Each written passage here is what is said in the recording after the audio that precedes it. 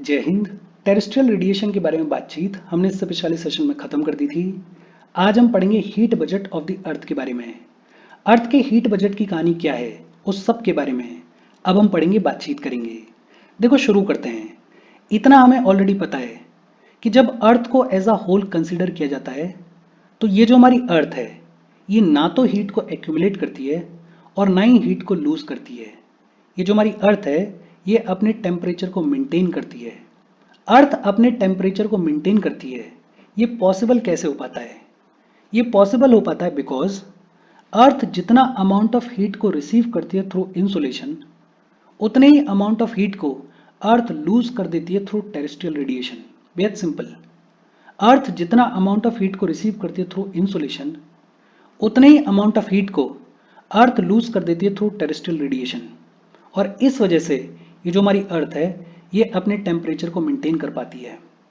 अर्थ कितना और किस तरीके से अमाउंट ऑफ हीट को रिसीव करती है और फिर अल्टीमेटली किस तरीके से इस अमाउंट ऑफ हीट को लूज करती है, उसी पूरे मैकेनिज्म को हीट बजट बुलाया जाता है। ये जो टेक्स्ट में लिखा हुआ है इसको हम देखेंगे बाद में। पहले समझते हैं कि हीट बजट का मैकेनिज्म क्या है। देखो, मान लेते हैं कि ये हमारी अर्थ का सरफेस है। मान लेते हैं कि ये हमारी अर्थ का सरफेस है और मान लेते हैं कि ये हमारे अर्थ के एटमॉस्फेयर का टॉप है। ये हमारे अर्थ के एटमॉस्फेयर का टॉप है। हमें ये भी पता है कि ये जो हमारी अर्थ है ये सोलर रेडिएशन को रिसीव करती है। इसमें कोई रॉकेट साइंस नहीं है। ये जो हमारी अर्थ है ये सोलर रेडिएशन को रिसीव करती है। इनफैक्ट हमने ये भी पढ़ा हुआ है कि अर्थ के टॉप ऑफ द एटमॉस्फेयर पे ये जो सोलर रेडिएशन रिसीव होती है ये हमेशा लगभग कांस्टेंट रहती है, ये हमेशा लगभग सेम रहती है। और इसकी वैल्यू भी हमें पता है। इसकी वैल्यू कितनी है?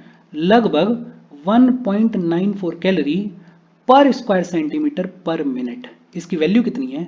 1.94 कैलोरी पर स्क्वायर सेंटीमीटर पर मिनट।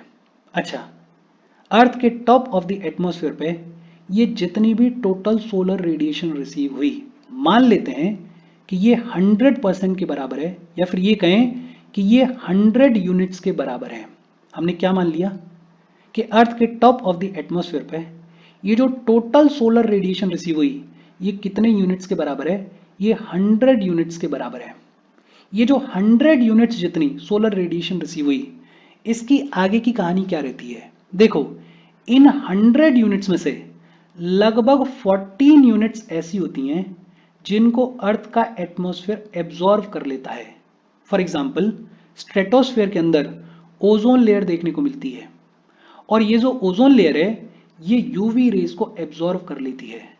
तो लगभग 14 यूनिट्स ऐसी होती हैं जिनको अर्थ का एटमॉस्फेयर एब्जॉर्व कर लेता है।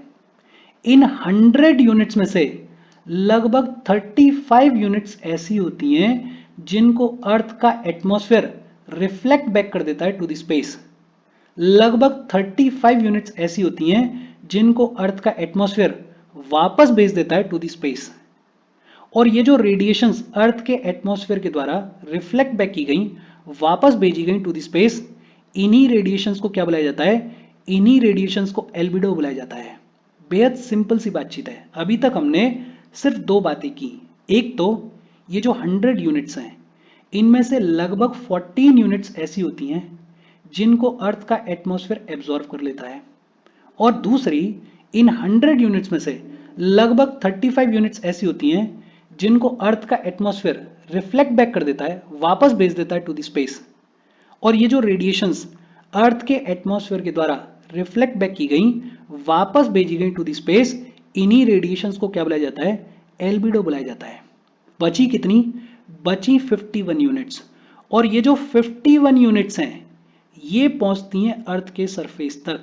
ये जो 51 यूनिट्स हैं इनको अर्थ का सरफेस एब्जॉर्व करता है और अल्टीमेटली इन 51 यूनिट्स को अर्थ का सरफेस रेडिएट बैक करता है, और रेडिएट बैक करता है as a terrestrial radiation. 51 units जो हैं वो अर्थ के सरफेस तक पहुंचती हैं। अर्थ का सरफेस इन 51 यूनिट्स को एब्जॉर्व करता है और फिर अल्टीमेटली अर्थ का सरफेस इन 51 यूनिट्स को रेडिएट बैक करता है, और रेडिएट बैक करता है एज अ टेरेस्ट्रियल रेडिएशन। अच्छा, ये जो 51 यूनिट्स अर्थ के सरफेस के द्वारा रेडिएट बैक की जाती हैं, इन 51 यूनिट्स की कहानी क्या रहती है? देखो, इन 51 यूनिट्स में से लगभग 17 यूनिट्स ऐसी होती हैं जो कि डायरेक्टली स्पेस में चली जाती हैं। लगभग 17 यूनिट्स ऐसी होती हैं जो कि डायरेक्टली स्पेस में चली जाती हैं। और फिर बचती कितनी हैं? बचती हैं 34 यूनिट्स। और ये जो 34 यूनिट्स हैं, इनको अर्थ का एटमॉस्फेयर एब्जॉर्व करता है।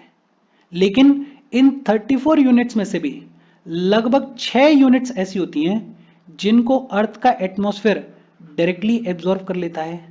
लगभग 9 यूनिट्स ऐसी होती हैं जिनको अर्थ का एटमॉस्फेयर एब्जॉर्व करता है थ्रू कन्वेक्शन। कन्वेक्शन के थ्रू अर्थ का एटमॉस्फेयर इन 9 यूनिट्स को एब्जॉर्व करता है। और लगभग 19 यूनिट्स ऐसी होती हैं जिनको अर्थ का एटमॉस्फेयर एब्जॉर्व करता है थ्रू कंडेंसेशन। लगभग 19 यूनिट्स को अर्थ का एटमॉस्फेयर एब्जॉर्व करता है थ्रू कंडेंसेशन। ये कन्वेक्शन क्या होता है, ये कंडेंसेशन क्या होता है, इसके बारे में ऑलरेडी हमने पढ़ा हुआ है, होपफुली आपको याद होगा।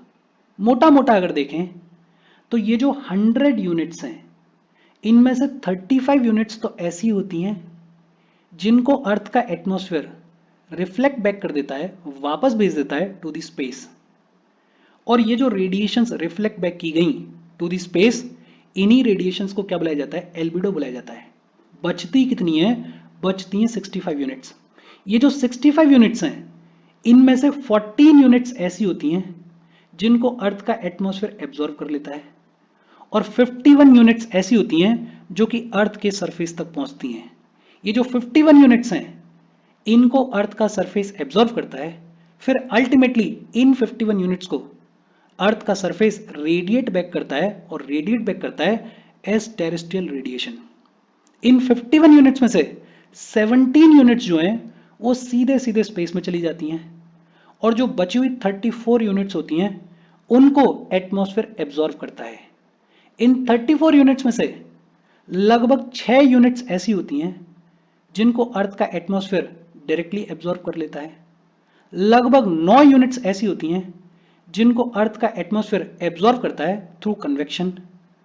और 19 यूनिट्स ऐसी होती हैं जिनको अर्थ का एटमॉस्फेयर एब्जॉर्व करता है थ्रू कंडेंसेशन। अच्छा, एक चीज और ध्यान देना कि अर्थ के एटमॉस्फेयर ने टोटल कितनी रेडिएशंस एब्जॉर्व करी? 48 यूनिट्स को अर्थ का एटमॉस्फेयर जो है वो एब्जॉर्व करता है। कैसे?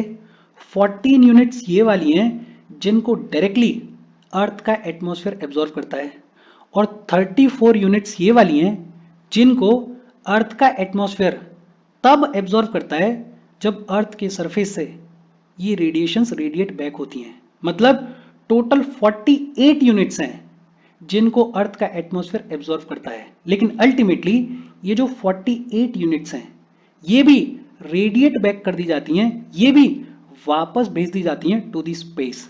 मतलब जितनी रेडिएशन रिसीव हुई थी उतनी रेडिएशन को अर्थ वापस कर देती है, रेडिएट बैक कर देती है टू द स्पेस। और इसी वजह से ये जो हमारी अर्थ है, ये जो हमारी अर्थ का एटमॉस्फेयर है, इसके ऊपर कांस्टेंट टेम्परेचर देखने को मिलता है। ये अपने टेम्परेचर को मेंटेन कर पाती है। बेहद सिंपल सा मैकेनिज्म है।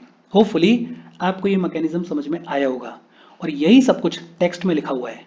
हम टेक्स्ट को पढ़ें उससे पहले वीडियो पे लाइक के बटन को दबा दो।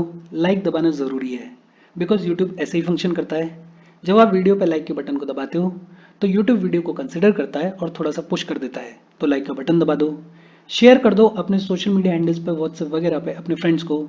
जो भी लोग इसमें इंटरेस्टेड हैं, इससे रिलेटेड पढ़ाई कर रहे हैं, उनको शेयर कर दो।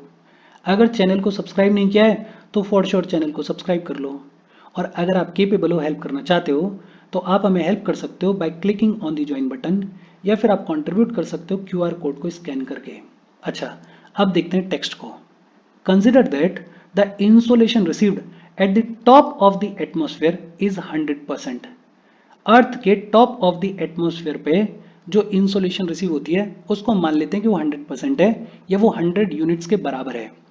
ये जो 100 यूनिट्स हैं, इनमें से लगभग 35 यूनिट्स ऐसी होती हैं जिनको अर्थ का एटमॉस्फेयर रिफ्लेक्ट बैक कर देता है, वापस भेज देता है टू द स्पेस। और ये जो रेडिएशंस अर्थ के एटमॉस्फेयर के द्वारा रिफ्लेक्ट बैक की गई, वापस भेजी गई टू द स्पेस, इन्हीं रेडिएशंस को क्या बुलाया जाता है? एल्बिडो बुलाया जाता है। अच्छा, इसमें एक छोटी सी बात और की गई है।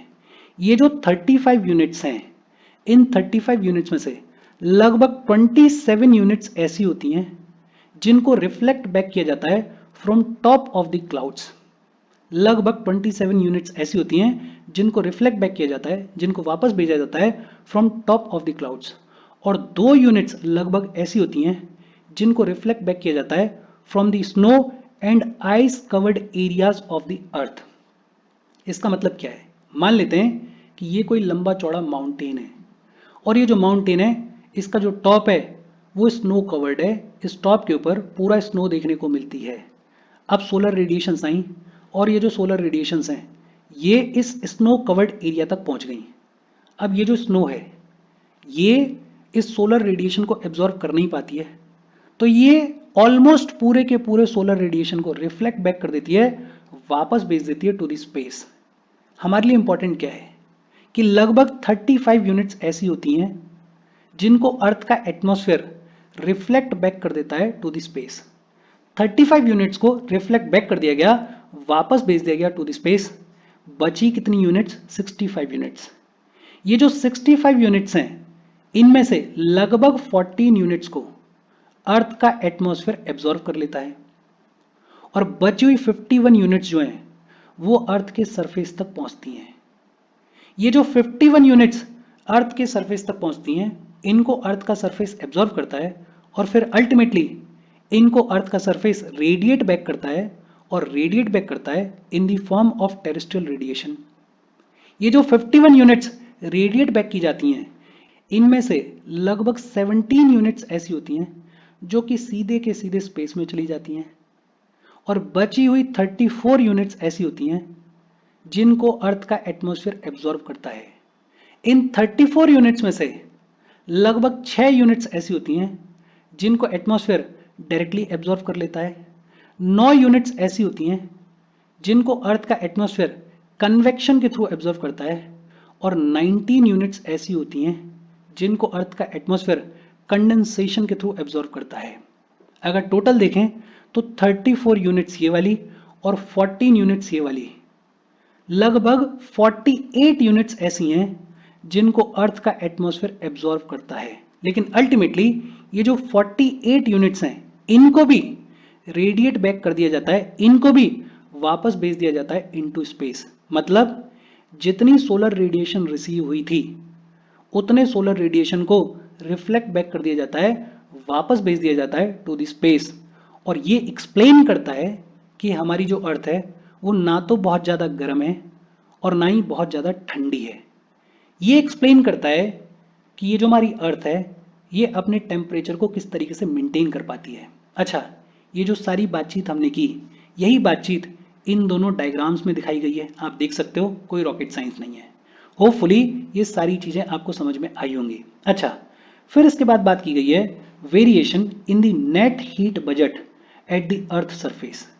ये जो अर्थ सरफेस है इसके ऊपर जो नेट हीट बजट है उसमें वेरिएशंस देखने को मिलते हैं। देखो, हमें ये ऑलरेडी पता है कि जो ट्रॉपिक्स वाला रीजन होता है, जो ट्रॉपिक्स वाला रीजन होता है वहां पे जो नेट सोलर रेडिएशन रिसीव होती है उसका सरप्लस देखने को मिलता है। लगभग 40 डिग्रीज नॉर्थ से लेके 40 डिग्री साउथ के बीच में जो नेट रेडिएशन रिसीव होती है उसका सरप्लस देखने को मिलता है। लेकिन अगर पोल्स वाले रीजन में जाएंगे, पोल्स के आसपास वाले रीजन में जाएंगे, तो वहां पे डेफिसिट देखने को मिलता है। वहां पे जो सोलर रेडिएशन रिसीव होती है उसकी कमी देखने को मिलती है, उसका डेफिसिट देखने को मिलता है।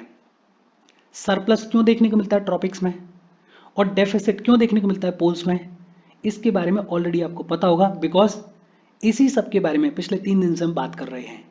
लेकिन हाँ, ट्रॉपिक्स में लगभग 40 डिग्री नॉर्थ से लेके 40 डिग्री साउथ के बीच में ये जो नेट रेडिएशन रिसीव होती है इसका सरप्लस देखने को मिलता है, और पोल्स वाले रीजन्स में इसका डेफिसिट, इसकी कमी देखने को मिलती है। तो एक सवाल आता है कि ट्रॉपिक्स में अगर सरप्लस है नेट रेडिएशन का, तो ट्रॉपिक्स में तो बहुत ज़्यादा गर्मी होनी चाहिए, गर्मी बढ़ती जानी चाहिए।